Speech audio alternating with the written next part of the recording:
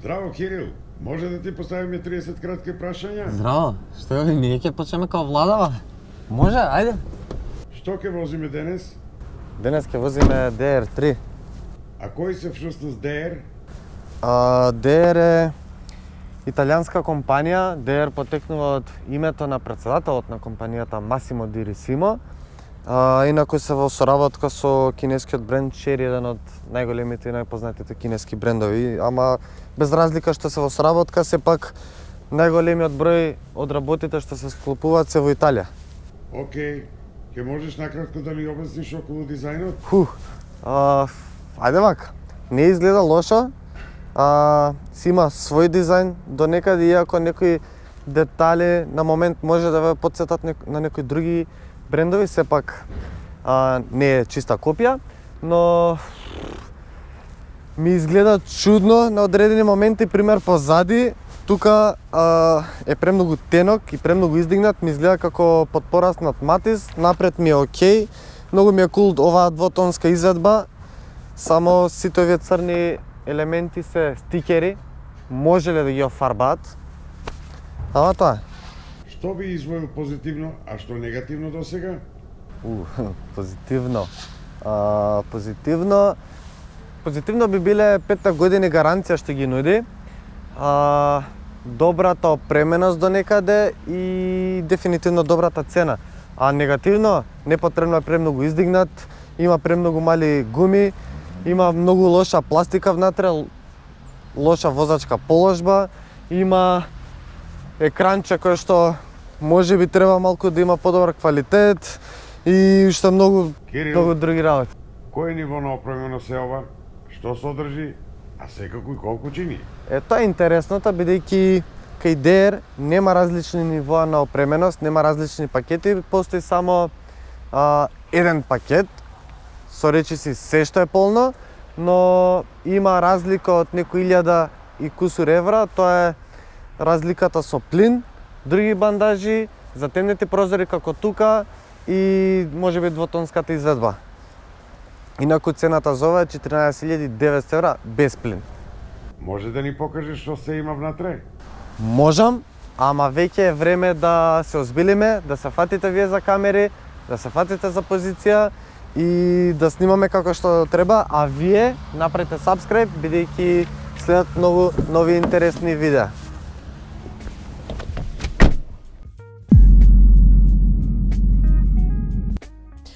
Океј, дечки, ова е интериерот на DR3.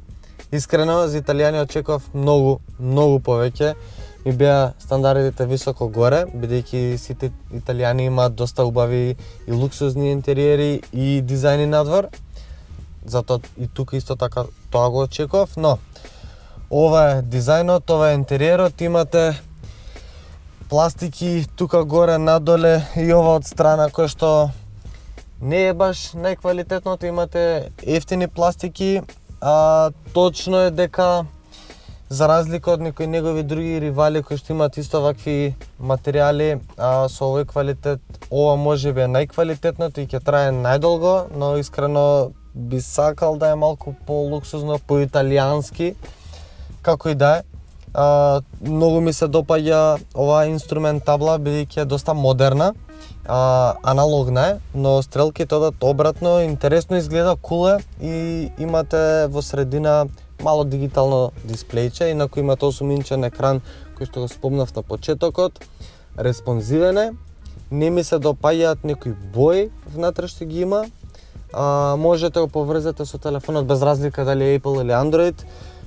Имате навигација преку телефонот, нема вградена во екранот. За да го поврзете телефонот, можете го направите преку овој USB порт или преку овој приклучок на 12 волти струја. Нема остава за телефонот. Ако ова тука го сметаат за остава, тогаш немојте, не е остава ова за телефонот, премногу е мала. Инаку имате некои практични работи како овој наслон, мал наслон за раката, под раката технички, кај вратата имате некоја остава, имате тука за шишиња, имате и оваа пепелара, но немојте да пушите у кола, ве молам. Сега, возачкава положба. Искрено пробав, се потрудив, но не најдов ниту еден позитивен момент околу возачкава положба, бидејќи еве во моментов ова е како што јас ја возам деновиве. Немам премногу опции на седиштето за регулација надоле, нагоре, ниту за воланот, само едно ниво, односно нагоре надоле можете, во длабочина нема опција и затоа сега во моментов кој ќе се исправам, пола поглед ми е во таванот, пола надвор. Мислам дека ако се исправам уште малку дека ќе искочам надвор со главата низ сончевиот покрив и ќе гледам одозгора. А ако гледам од тука, кога ќе се вртам, ми пречат овие делови бидејќи се спуштени премногу надоле и секој влегување и излегување јас морам да го направам со наведнување на главата, бидејќи во спротивно се удирам. И сега се напнав и ќе одам позади за таму да ви покажам, бидејќи мислам дека таму има нешто по-позитивни моменти.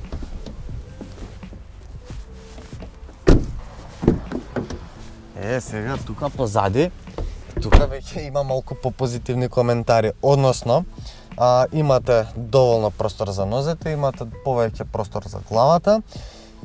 Поради тоа што издигнато седиштето напред, можете ги ставите нозете малку под седиштето и понапред, па тоа ви овозможува малку повеќе да се опуштите, што е супер. На средниот дел тука немате наслон за раката, имате мало тунелче, искрено мислам дека бидејќи е доста високо возилово надвор кога го гледате од земја, можеле да искористите да нема воопшто тунел и да биде уште покомотно, но тунелчево не е прешироко, не е ни превисоко и кога ќе дојдете на средниот дел е окей. Не си пречите ниту со останатите двајца патника кога ќе седите тројца.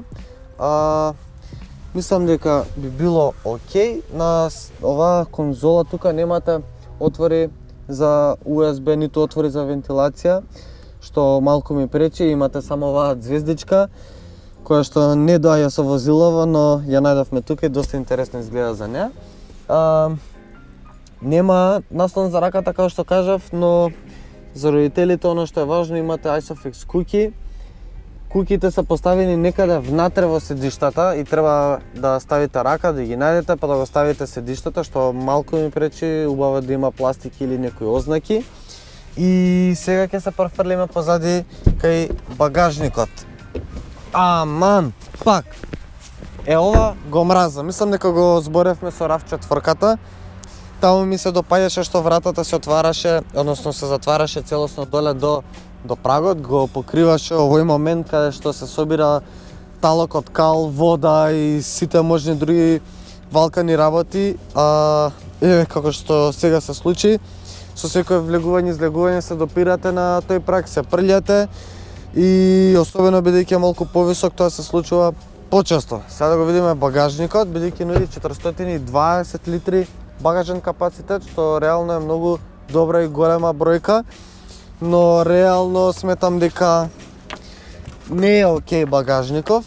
Зошто? Бидејќи еве да сме девојче и да треба да одиме на патување, треба да подигнеме багажник куфер од 30 килограми и тоа треба да го направиме од тука, да го дигнеме, да го ставиме доле. Гледате колку е висок, мене лично до каде ми е издигната ивицава на браникот.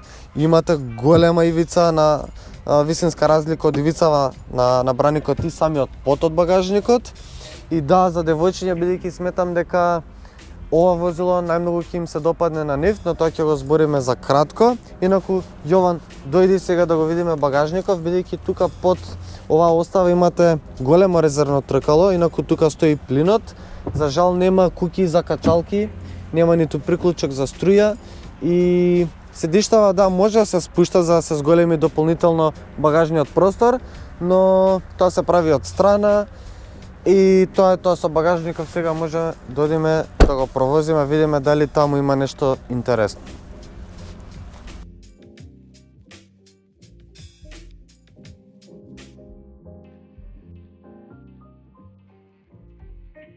Ќе почнам прво со опремава, бидејќи мислам дека тоа можеби најмногу ве интересира, но исто така бидејќи спомнав пред малку дека доаѓа со едно ниво на опременост, еден пакет. Да, тоа е идејата на DR како компанија да нудат едно од повисоките, односно поопремените нивоа, а по нормална цена. Всушност во овој пакет би ги извел кожниви седишта, малово сончево кровче, 8-инчниот екран, паркинг камерите, паркинг сензори и уште некои други ситници, но мислам дека овие работи се најинтересни и најважни за вас. За жал нема системи за автоматска кочница и систем за задржување на автомобилот во лента. Инаку, како што кажав и пред малку, чини 14.900 евра без плин. Сега да се вратам на вожњава, односно продолжам со какви се карактеристикиве на вожњава. Само пред да почнам да прашам нешто. Дали и колку сте големи фанови на карбон, поточно на фейк карбон, бидејќи тука има многу карбон, многу фейк карбон низ целиот интериер. Разбирам јас да има на мали детали низ интериерот, но волку многу, искрено не сум фан. Не знам за вас, затоа ме интересира вие што ќе кажете. Сега да почнам со вожњава. Не сум искрено импресиониран, не ми е по кејф лично мене, бидејќи јас сакам малку по цврста вожња, по цврсти и стабилни и волан, и педали, и автомобил воопшто. Сега да ви објаснам повеќе.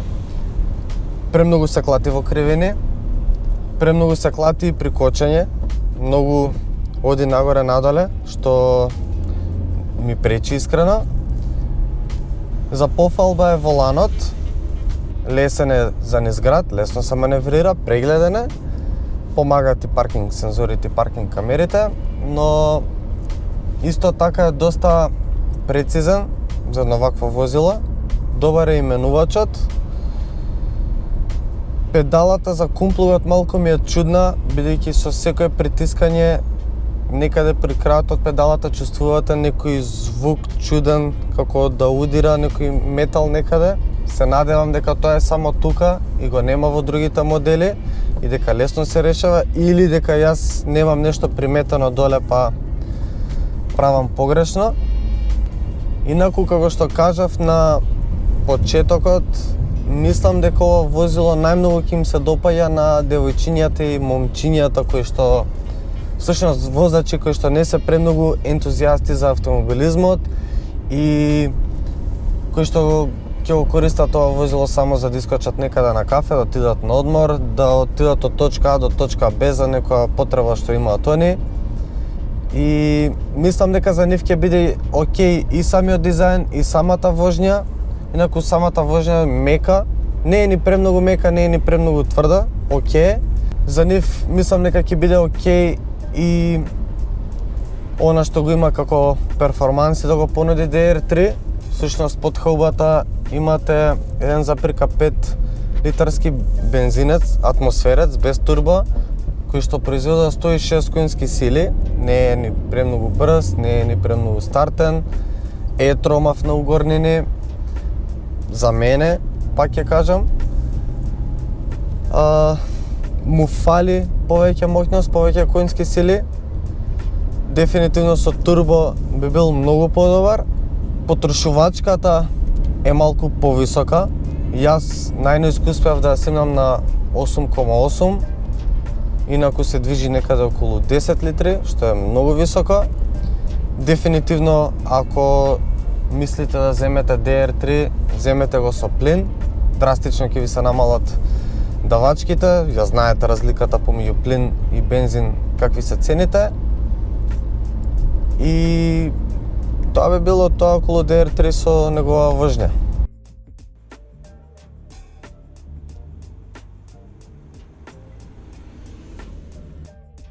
Океј, дечки, ова беше новиот DR3.